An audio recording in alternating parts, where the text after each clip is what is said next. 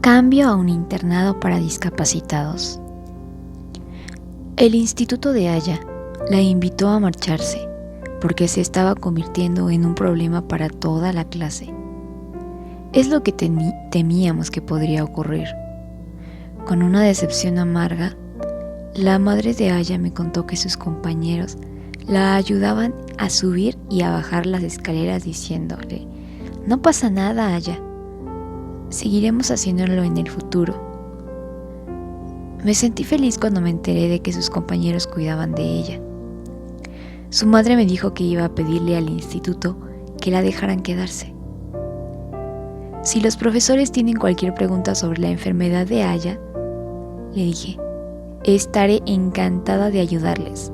Incluso podría ir con usted al instituto. Su madre me contestó que prefería ir sola. Fue al instituto muchas veces, a pesar de su horario laboral, y presentó una sólida solicitud para que Aya pudiera quedarse. Al final, sin embargo, se decidió que Aya iría a un internado para discapacitados.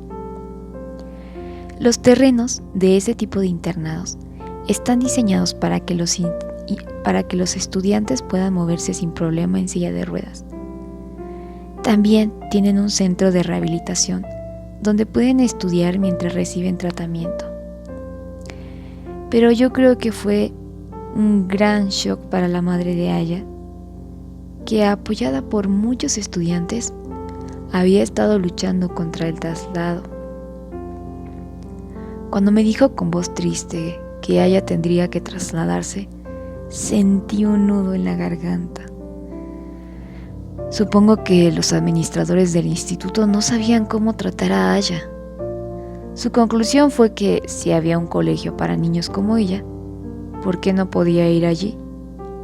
Sin embargo, yo me pregunto si causar molestias fue el único efecto que tuvo Aya en el instituto.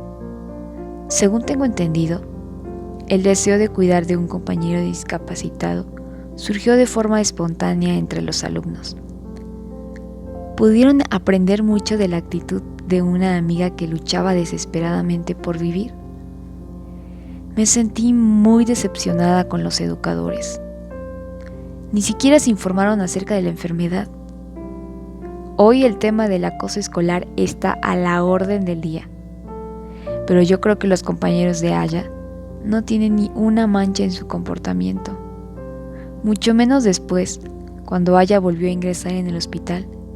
Recuerdo que me dijo muy contenta: "Por favor, necesito permiso para salir porque voy a ver a mis amigos del instituto". La vida hospitalaria en el Hospital Universitario de Nagoya. En abril de 1980, terminé mi tesis doctoral en la Universidad de Nagoya. Me mudé al Hospital Universitario de Nagoya, ahora llamado Hospital Universitario Fujita, en Toyoake, prefectura de Aichi, para ocupar un nuevo puesto. Por aquel entonces, Aya ya necesitaba una silla de ruedas eléctrica y solo podía ir al hospital en coche. Como Toyoake estaba más cerca de su casa que Nagoya, se trasladó al mismo hospital en el que yo estaba. Mientras examinaba a Aya en la sala de consulta, empecé a comparar su estado con el de la primera vez que la vi en Nagoya. Entonces, sus mejillas estaban más llenas y podía entender mejor lo que decía. Aunque decía que se balanceaba, caminaba de una forma normal a ojos de los demás. Después de solo 5 años, sin embargo, necesitaba a alguien que empujara su silla de ruedas. Solo podía hablar si se esforzaba mucho. Tensaba mucho el cuello y su modo de hablar resultaba difícil para alguien que no estuviera acostumbrado. Me sorprendió su estado de deterioro. Después de dejar el internado para discapacitados, Aya se quedaba en casa mientras los otros miembros de su familia iban a trabajar o al colegio. Comía sola y cuidaba de sí misma. A su madre le preocupaba que ocurriera algún accidente cuando estaba sola. Aya a menudo se caía en casa aunque estuviera agarrada a algo. De hecho, cada vez que venía a urgencias tenía heridas en la cara, en sus piernas o en los brazos. Tenía más que antes y cada vez eran más serias las heridas. Ingresó en la sala de medicina interna, en la 8ª planta del edificio 2 del hospital, para recibir tratamiento y rehabilitación por segunda vez. Era la primera paciente con ataxia espinocerebellar en este ala.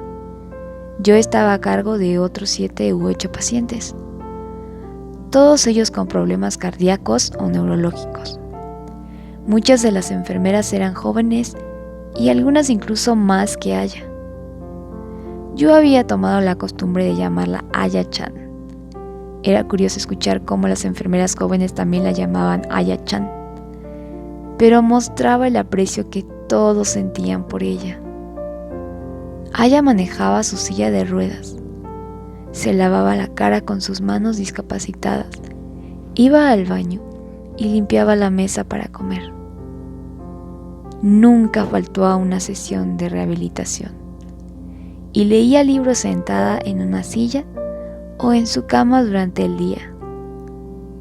Le interesaba la artesanía y el origami que otros pacientes se enseñaban unos a otros, pero estaba afligida porque no podía hacerlo como ella quería.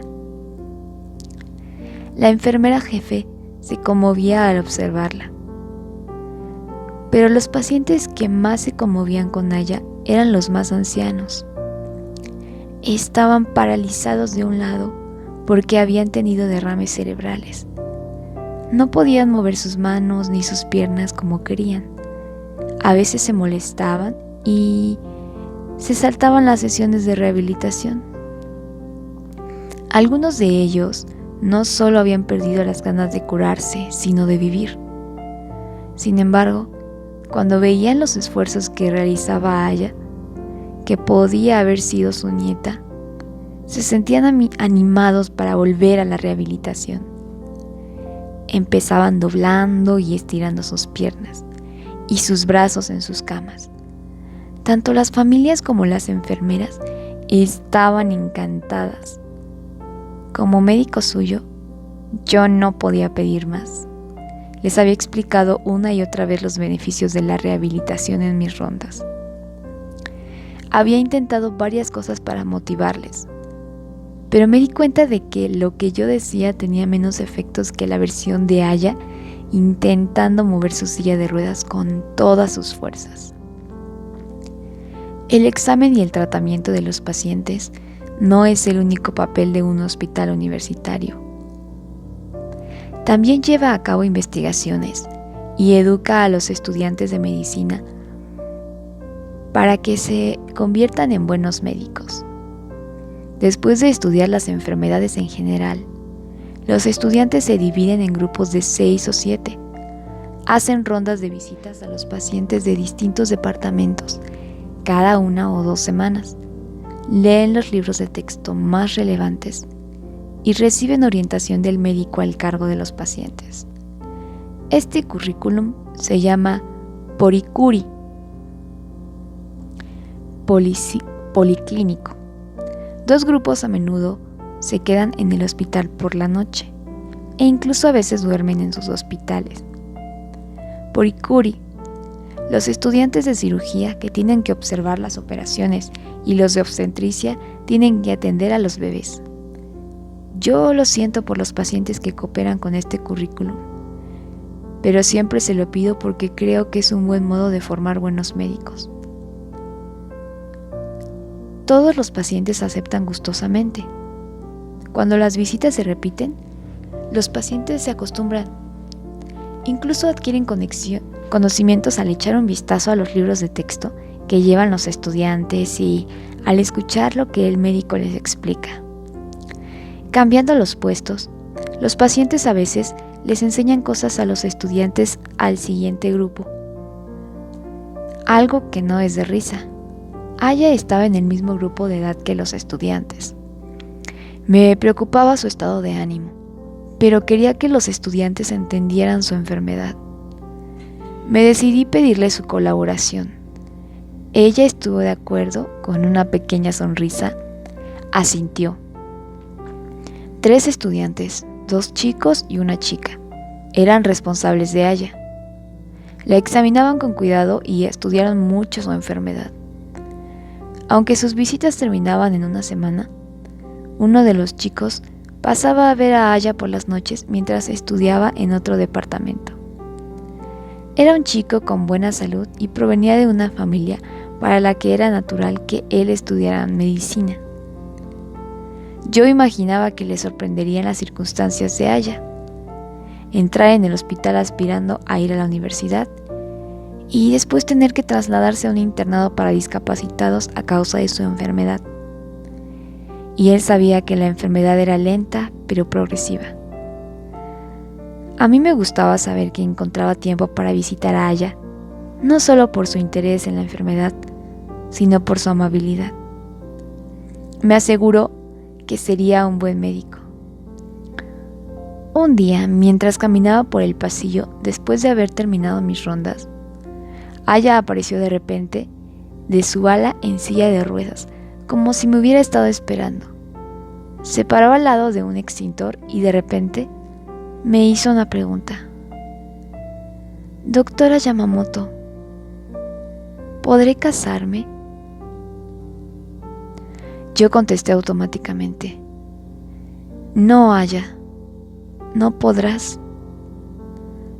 Después me detuve a pensar que, ¿por qué habría hecho esa pregunta? Quizá le gustaba a alguien. ¿Podría ser ese estudiante que la visitaba? Pensando que debería escuchar atentamente lo que tenía que decirme, me puse en cuclillas y la miré a los ojos. Me sorprendió su mirada de sorpresa. Obviamente mi respuesta directa le había impactado. Aya estaba en un estado en el que tenía que luchar con todo y sabía que su estado estaba empeorando. Yo asumí que ella no se había planteado el matrimonio en general, aunque hubiera pensado si podría hacerlo o no. Ahora me doy cuenta de que estaba equivocada, que la realidad era diferente. Había crecido, sus pechos se habían desarrollado y tenía el periodo con regularidad.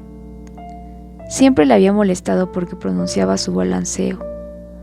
Yo había visto cómo Aya pasaba de niña a mujer. Así que ¿por qué asumía que nunca había pensado en casarse y en tener una familia? Me sentía avergonzada. Lo había decidido dogmáticamente. Aunque habíamos estado unidas durante mucho tiempo, no supe entenderla. Eso me hizo reflexionar sobre mi conducta. Fue la mayor conmoción que me ha provocado un paciente.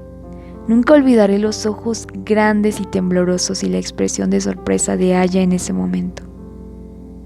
Supongo que mi respuesta la dejó fuera de juego. ¿Por qué no?, preguntó. ¿Mis hijos pueden tener la misma enfermedad? Bueno, primero necesitas a alguien con quien casarte, le contesté lo más alegre que pude.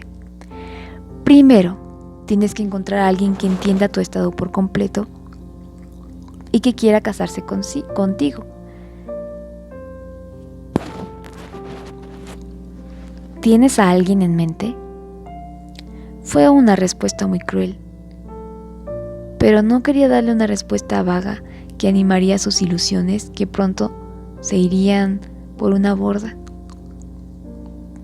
Me conmovió hasta las lágrimas ver cómo negaba con la cabeza y decía, no. No sé qué fue primero, si su cara envuelta en bruma por mis lágrimas o sus ojos llenos de lágrimas. Durante un momento, no pude moverme. Durante varios días después de esto, todavía podía escuchar su voz preguntándome, Doctora, ¿podré casarme? El estudiante que había visitado a Aya dejó de hacerlo gradualmente. Supongo que estaba demasiado ocupado. Quizá en parte gracias a eso, Aya se centró en su rehabilitación como si nada hubiera pasado. Y parecía estar alegre. Al final de su estancia en el hospital, Aya empezó a sufrir de hipotensión. Le dolía la cabeza y tenía náuseas cuando se levantaba. Después uno de los pacientes de su habitación murió de repente. Eso provocó que la ansiedad de Aya hacia la muerte aumentara. Pasó varios días deprimida. De nuevo volví a explicarle qué pasaría si su enfermedad progresaba, pero le dije que todavía faltaba mucho tiempo antes de que tuviera que enfrentarse a la muerte. Ella asintió y poco a poco recuperó su alegría. Sin embargo, empezó a necesitar de otros para cuidar de ella. Se trasladó a un hospital que permitía tener un cuidador para cada paciente. A veces voy a ese hospital a ver a algunos pacientes de mi especialidad. Después, se trasladó a otro hospital cerca de su casa en Toyohashi. Aunque no he visto a su madre desde hace más de 2 años, me mantiene informada sobre el estado de Aya. Nos consulta a mí y a mi doctor joven que trabaja en el hospital en el que está. Así que tengo buena información de su estado. Me he enterado de que todo el mundo la quiere. Esté donde esté, y que su cuidadora cuida de ella con ternura y compasión. Siempre que mis pacientes se sienten desanimados, yo les animo a que hablen de Aya. Últimamente, he empezado a pensar que, en realidad, yo soy la que más ánimo ha recibido de ella.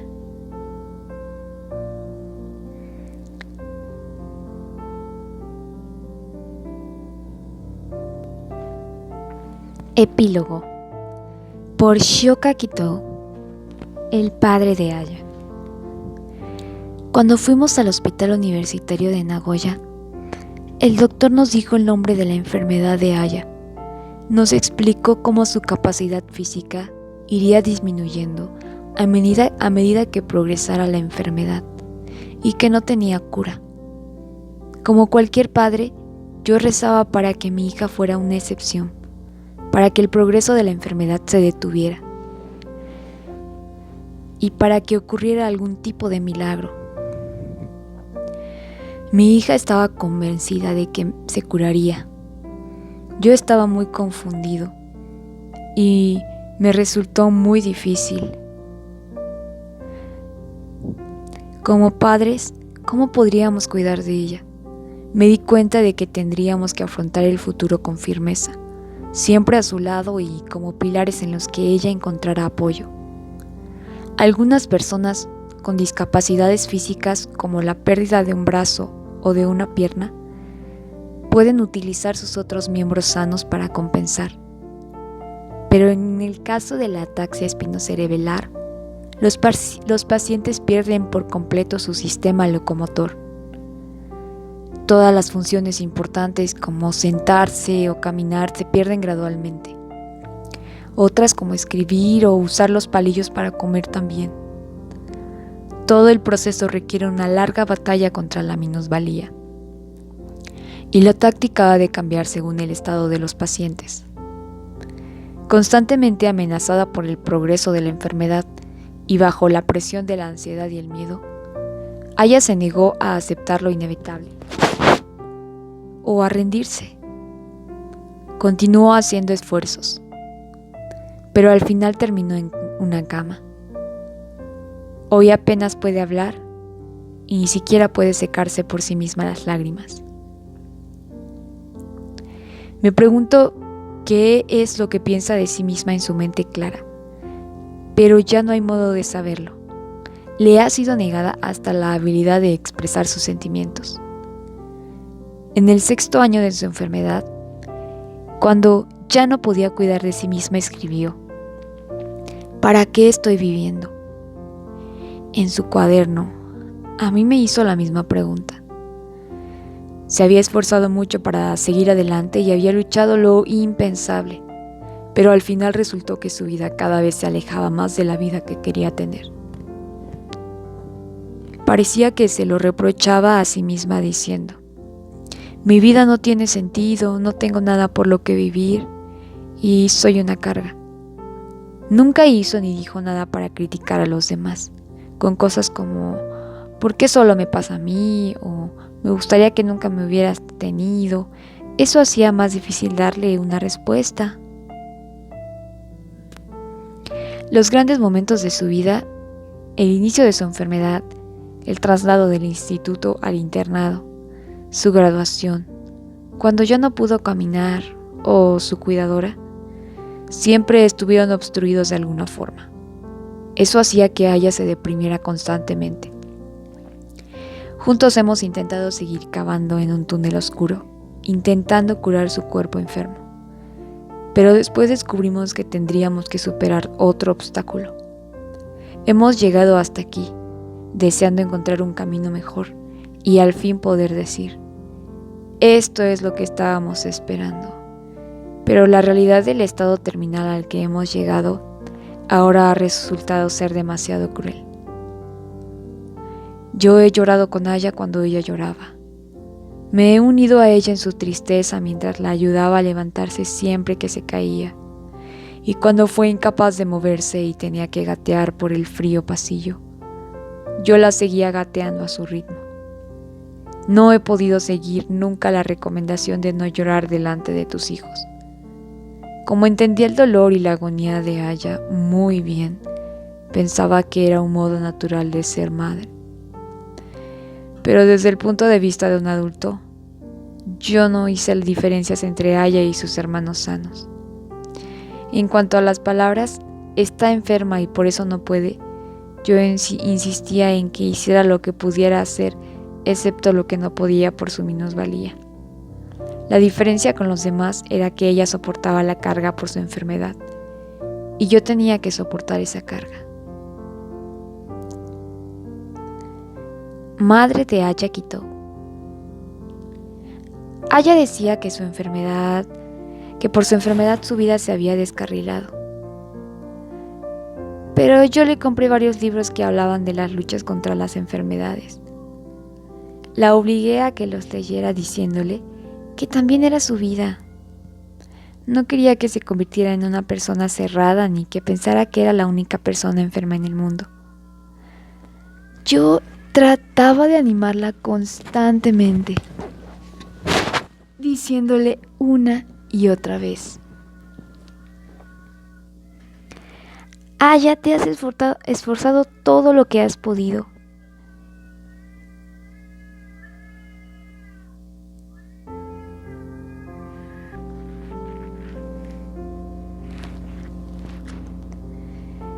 Creo que has tenido una vida mucho más decente que tu madre, que ha estado viviendo despreocupadamente sin ningún defecto físico. Por eso sigues teniendo amigos que te visitan y dicen que tienen mucho que aprender de ti. Eso es maravilloso, Aya. Decidí contestarle eso a la pregunta de ¿para qué estoy viviendo?